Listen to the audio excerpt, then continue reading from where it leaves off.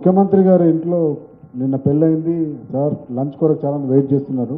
But మనం last ఒక 2-3 క్వశ్చన్స్లో finish చేద్దాం. తర్వాత లాస్ట్లో శ్రీనివాస్ రెడ్డి గారు అడుగుతారు. సార్, ముఖ్యమంత్రి గారు, మీరు కొద్ది మాసాల క్రితం పబ్లిక్ డాష్ మీద ఒక మాట అన్నారు.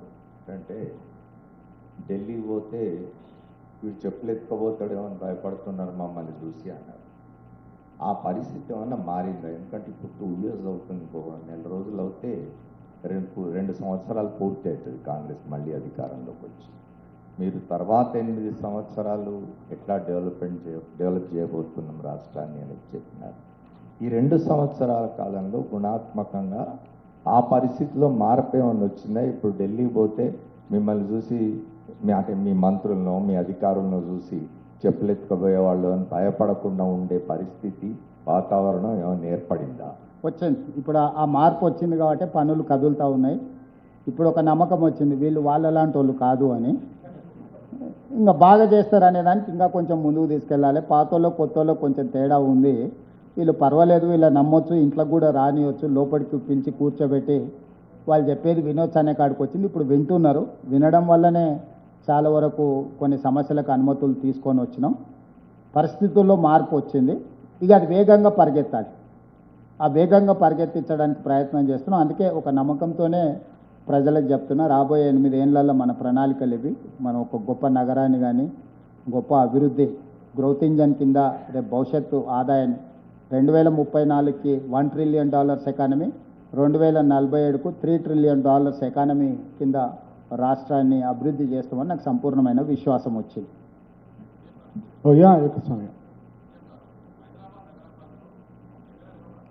మీ వద్దకు వస్తలేరని చెప్పేసి సీఎం గారు, హైదరాబాద్ నగరం పరిధిలో బీఆర్ఎస్ ఎమ్మెల్యేలు ఎవరు కూడా మీ వద్దకు అభివృద్ధి పనులకి వస్తలేరని చెప్పి మీరు అంటున్నారు. వచ్చిన వారేమో పార్టీ ఫిరాయింపుల బదనాం ఎదుర్కొంటారు. ఆ భయం కోసం వారు రావట్లేదా? అలాంటి వారికి మీరు ఏమీ అభయం ఇస్తారు? ఓనర్కే నమ్మకం లేదు వాళ్ళ మీద. హరీష్ కూడా వచ్చిపోయిండు.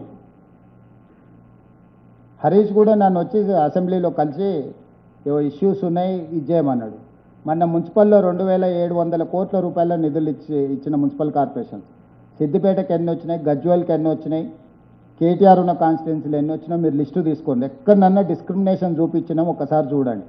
At a time single stroke 2700+ crores single జీవోతో రిలీజ్ చేసిన మున్సిపాలిటీస్ కానీ మున్సిపల్ కార్పొరేషన్స్ కానీ ఏ పక్షం చూడలే.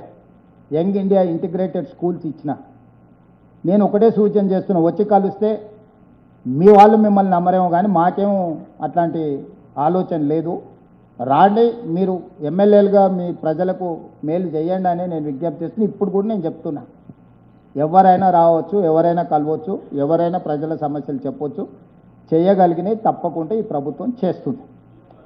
సీఎం గారు, కాంగ్రెస్ పార్టీ రౌడీకి టికెట్ ఇచ్చినట్టు కూడా బీఆర్ఎస్ ప్రచారం ఆద్యంతం కూడా దీని చుట్టే తిప్పారు. నిజంగా నవీన్ యాదవ్ రౌడీనా? మీరేం చెప్తారు? నేను అనేది నాకంటే ప్రజలు తీర్పిస్తారు. ఫామ్ హౌజుల్లో దీపావళి పండుగ రోజు చిచ్చుబుడ్లు కాల్చుకోకుండా సారాయి బుడ్లు, గంజాయి, కొకైన్తో దొరికిన వాళ్ళు రౌడీలా? బస్తీలలో పేదోళ్ళకు అండగా నిలబడి 10 మందికి సాయం చేసినోడు నవీన్ యాదవ్. చదివింది ఆర్కిటెక్చర్ చదువుకున్నాడు. ఒక ఆర్కిటెక్చర్ చదువుకున్న యువకుడిని రౌడీ అని అనడానికి వాళ్ళ ఆలోచన ధోరణికి అద్దం పడుతుంది. అతను ఏదైనా కేసులలో ఉండో లేకపోతే దొమ్మిలలో ఉంటే మనం అనొచ్చు. కానీ అదే నవీన్ యాదవ్ ఒక ప్రశ్న వేసింది, మా నాన్నని చూపించి నన్ను రౌడీ అనే ప్రయత్నం చేస్తుండ్రు, మరి పాస్పోర్ట్ బ్రోకర్ కొడుకుని ఏమనాలా అని ఒక ప్రశ్న వేసిండు. మరి దీనికి సమాధానం చెప్పినాక ఇక దానికి సమాధానం వస్తుంది. కాబట్టి ఎన్నికల్లో ఆయన్నే అన్నాడు, విధి విధానాల మీద మాట్లాడాలి, సమస్యల మీద చర్చించాలి. మా నాన్నగారు కూడా నాకు ఫోన్ చేసి గడ్డి పెట్టిండు అని చెప్పి మళ్ళీ ప్రత్యర్థిని రౌడీ అనడం ఏంది? ఇప్పుడు సునీతమ్మకు ఓటు ఏమని అడితే మాకేం అభ్యంతరం లేదు. వాళ్ళ అభ్యర్థిని వాళ్ళు గెలిపించుకుంటారు, వాళ్ళ ప్రయత్నం వాళ్ళు చేస్తారు. మా ప్రయత్నం ఏం చేస్తున్నాం? బీజేపీ ప్రయత్నం బీజేపీ చేస్తుంది. ఇండిపెండెంట్స్ కూడా 50-60 మంది ఉన్నారు, వాళ్ళ ప్రయత్నాలు వాళ్ళు చేస్తారు. ఎన్నికల్లో పోటీ పడడం, నెగ్గాలనుకోవడం, నెగ్గడానికి అవసరమైన ప్రణాళికలు ప్రచారాలు సహజం. కానీ దుమ్మెత్తిపోయడమే పనిగా పెట్టుకొని అసలు అంటే ఏం మాట్లాడుతున్నాం అనేది అర్థం లేకుండా మాట్లాడితే ప్రజలు తీర్పు ఇస్తారు. జూబ్లీస్లో 14 నాడు ప్రజలు తీర్పిస్తారు స్పష్టంగా వీటన్నిటి మీద. ప్రజలే నిర్ణయిస్తారు. ఇప్పుడు నేను ఏం చేసినా నువ్వు టికెట్ ఇచ్చినావు కాబట్టి ఒకళ్ళతో పుచ్చుకుంటున్నావు అని మీరు మళ్ళీ ఇంకొక మాట మాట్లాడడానికి ఉంటుంది. డెఫినెట్గా 14 తారీఖు నాడు ప్రజలు తీర్పిస్తారు. వంశీ గారు, Vamsi Srinivas. Deccan Chronicle sir. Sir first of all నిన్న మీరు ఇచ్చిన ఇష్యూరెన్స్ జర్నలిస్ట్కి చాలా ఆనందం కలిగించింది సార్. హౌసింగ్ సమస్యకి నేను పరిష్కరిస్తామని సుప్రీంకోర్టు తీర్పుకు లోబడే పరిష్కారం చేయొచ్చు అని చెప్పి లీగల్ ఎక్స్పర్ట్స్ ఇస్తున్న దాన్ని మీరు ఒక 10 నిమిషాలు మీరు కేటాయించి చేస్తే అది ఖచ్చితంగా రిజాల్వ్ అవుతుందని మా అందరికీ నమ్మకం ఉంది sir. About the second issue of the questions ఏంటంటే సార్, మీరు ఇందాక ఒకటి అంటే మీకున్న పొలిటికల్ అసెస్మెంట్ దాని మీద మాట్లాడుతూనే మర్జర్ అని ఒక మాట మాట్లాడడం జరిగింది బీజేపీ బీఆర్ఎస్కి సంబంధించి, దాని లిట్మస్ టెస్ట్ అని, దాని మీద కొంత ఎలాబరేట్ చేయండి sir. Second thing, as a politician you know how time is precious sir.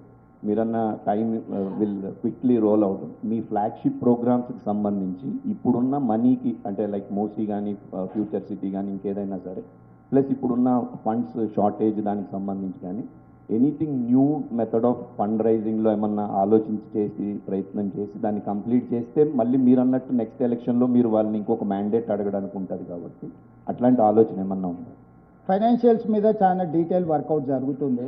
ఇప్పుడు పెన్షన్ స్కీమ్స్ కింద, పెన్షన్ ఫండ్స్ కింద ఇతర దేశాలల్లో వెరీ లెస్ రేట్ ఆఫ్ ఇంట్రెస్ట్తో 1000 కోట్లు ఇవ్వడానికి సిద్ధంగా ఉన్నారు. కాకపోతే కేంద్ర ప్రభుత్వం వాటికి అనుమతి ఇవ్వాలి. ఆ ప్రయత్నం చేస్తున్నాము.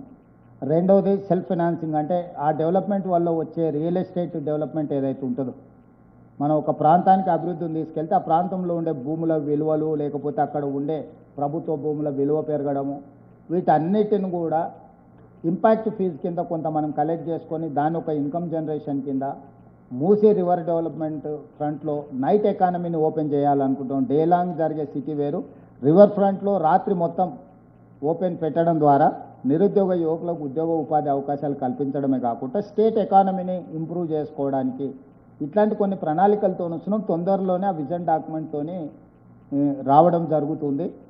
దీనికి ఏది చేయాలన్నా కూడా కేంద్ర ప్రభుత్వ సహకారం కూడా ఉండాలి. ఇప్పుడు మనం తెచ్చిన అప్పులు, చంద్రశేఖరరావు గారు తెచ్చిన అప్పులు 8% నుంచి 11.5% మధ్యలో అప్పులు ఉన్నాయి. మ్యాక్సిమం 10 ఏళ్ళ నుంచి 15 ఏళ్ళ లోపలనే అప్పులు తెచ్చారు. సో మనకి ఓవర్ బర్డెన్ అయిపోయింది. వీటిని 35-40 సంవత్సరాలకు పొడిగించుకొని rate of interest, pension funds 2%, 3% కూడా. ఇప్పుడు మెట్రో ఎందుకు పదే ఢిల్లీకి వెళ్తున్నాము? ఇలా 43,000 కోట్లతో ప్రతిపాదనలు ఉన్నాయి మెట్రో. సావరిన్ గ్యారంటీ ఇస్తే జస్ట్ 2% కోసమే 40,000 కోట్లు అప్పు వస్తుంది మనకు. ఈ 40,000 కోట్లు 2% ఇవాళ ఎలాంటి వాళ్ళు కానీ లేకపోతే మనం కానీ 9-10% రేట్ ఆఫ్ ఇంట్రెస్ట్లో తెచ్చుకున్నాం. ప్లస్ 10 ఏళ్ళు మారిటోరియం ఉంటుంది. జస్ట్ ఇంట్రెస్ట్ కడితే చాలు, అసలు కట్టాల్సిన పని లేదు. ఈ లోపల ఈ మెట్రో విస్తరించడమే కాకుండా ప్రాఫిట్ మేకింగ్ బిజినెస్గా మారుతుంది. ఈరోజు మెట్రోని విస్తరించడం వల్ల ఆ ఏరియాలో వచ్చే రియల్ ఎస్టేట్ డెవలప్మెంట్ని మనం ఇంపాక్ట్ ఫీజు కింద కొంత మనం ఫీజు కలెక్ట్ చేసుకొని వాళ్ళకు వచ్చే లాభంలో కొంత మనం ఫీజు కలెక్ట్ చేసుకుంటే రెవెన్యూ రిసోర్సెస్ని మనం ఇంప్రూవ్ చేసుకోవచ్చు. ప్లస్ కొన్ని పబ్లిక్ ప్రైవేట్ పార్ట్నర్షిప్లో కూడా కొంతమంది ఏరియాస్ డెవలప్ చేయడానికి ముందుకు వస్తున్నారు, ఇన్వెస్ట్మెంట్ చేయడానికి. ఇప్పుడు ఎంఆర్ ప్రాపర్టీస్ ఇష్యూ ఉంది. బోల్డర్ హిల్స్ 20 ఏళ్ళ నుంచి అది ఒక చిక్కుముళ్ళ కింద పడిపోయింది. ఇప్పుడు మేము చీఫ్ సెక్రటరీ వీళ్ళందరూ ఒక కమిటీని కాన్స్టిట్యూట్ చేసినాం. ఎంఆర్ ప్రాపర్టీస్తోని మనం సమస్యను పరిష్కరించుకుంటే మనకు చాలా వరకు నిధులు రావడానికి అవకాశం ఉంది. ఇట్లాంటివి కొన్ని దీర్ఘకాలికమైన సమస్యలను పరిష్కరించుకోవడం ద్వారా రిసోర్స్ మొబిలైజ్ చేసుకొని ఈ డెవలప్మెంట్ యాక్టివిటీస్ని వేగంగా పెంచుకోవాలని అనుకుంటున్నాం. దాని మీద పూర్తి స్థాయిలో ఎక్స్పర్ట్స్ని అపాయింట్ చేసుకున్నాం. కన్సల్టెంట్స్ ఉన్నారు. ఓన్లీ గవర్నమెంట్ అధికారులే కాకుండా ప్రతి దాంట్లో ఎక్స్పర్ట్స్ కమిటీని అపాయింట్ చేస్తున్నాం. ఎక్స్పర్ట్స్ కన్సల్టెంట్స్ని పెట్టుకొని ముందుకు వెళ్తున్నాము. మార్చి 31 లోపల 99% ఈ ఫైనాన్షియల్ ఇయర్ కంక్లూడ్ అయ్యే లోపల ద బెస్ట్ పాలసీస్ తీసుకొచ్చి అసెంబ్లీలో పెట్టి చర్చించి సోషల్ ఇష్యూస్ అడ్రస్ చేసినాం. అది వర్గీకరణ కావచ్చు, కులగణన కావచ్చు, ఇతర ఇష్యూస్. ఇప్పుడు ఫైనాన్షియల్ ఇష్యూస్ మీద ఫోకస్ పెట్టినాం. పాలసీస్తో పాటు ఫైనాన్షియల్ రిసోర్సెస్ ఎట్లా చేయాలనో మార్చి 31 లోపల బడ్జెట్ సెషన్స్లో ఒక ట్రాన్స్పరెంట్ పాలసీ డాక్యుమెంట్ తీసుకొచ్చి హౌస్లో పెడతాం. How government is going to mobilise resources, how government is going to take up all these development programmes అనేదాన్ని కంప్లీట్గా బడ్జెట్ సెషన్స్లో ఓపెన్ డిబేట్ పెడతాం. అప్పుడు 10 ఏళ్ళ అనుభవం ఉన్న వాళ్ళు ఎవరెవరు ఏమేమి సలహాలు చెప్తారో వాళ్ళందరి సలహాలు అడుగుతాము. మేము ఓపెన్ మైండ్తో ఉన్నాం. అన్నీ నాకు తెలుసా. నేను ఎప్పుడన్నాను 80,000 పుస్తకాలు నేను చదవలేదు. ఏదో పెద్ద బాల శిక్ష చదువుకున్నా, తెలుగు మీడియంలో చదువుకున్నా, డిగ్రీ వరకు చదువుకున్నా. ఇంతనే నేను చదువుకునే చదువు. రోజు మీ పేపర్లన్నీ చదువుతా. ఇంతనే నా చదువు ఏం పెద్దగా లేదు. నేనేం గుంటూరులో అక్కడిక్కడ పోయి కూడా చదువుకోలే. ఏదో కొండారెడ్డిపల్లి జెడ్పీహెచ్ఎస్లో చదువుకున్నా, వనపర్తిలో చదువుకున్నా, తర్వాత హైదరాబాద్లో చదువుకున్నా, తర్వాత జీవితం చదువుకున్నా మీ అందరితో కలిసి. గింతనే 80,000 పుస్తకాలు చదువుడు, గుంటూరుకు పోయి చదువుడు, గుడివాడల భీమవరంలో వ్యాపారాలు చేసుడు, ఇవన్నీ ఏంటి నేను చేయలేదు. ఎవరు చెప్పినా వినే ఓపుకుంది నాకు. దాంట్లో ఉన్న సూక్ష్మాన్ని తీసుకొని అభివృద్ధి చేయడానికి నేను పనిచేస్తాను. మీరు కూడా ఎవరన్నా మీకు ఏదన్నా ఉంటే ఇది చేయండి. గ్రీన్ ఎనర్జీ ఇష్యూలో కానీ, రినబుల్ ఎనర్జీ ఇష్యూస్లో కానీ, పిఎస్పీలో పంప్ స్టోరేజ్ దీంట్లో ఎనర్జీ విషయంలో కానీ, ఇట్లాంటివి ఏమేమి ఉన్నాయో మీరు ఎవరు సలహా ఇచ్చినా కూడా తీసుకుంటాం. Will take last 2 questions. అరుణ గారు ఒక్క నిమిషం. అరుణ గారు అందరి ఉమెన్ తరఫున, ఎగ్జిక్యూటివ్ తరఫున. నమస్కారం సార్, నా పేరు అక్కలూరు అరుణ అండి. నేను ఫ్రీలాన్స్ జర్నలిస్ట్ని. సార్ మీరు అంటే ఈ లాస్ట్ 2 ఇయర్స్గా అనేక కార్యక్రమాలు చేపట్టారు.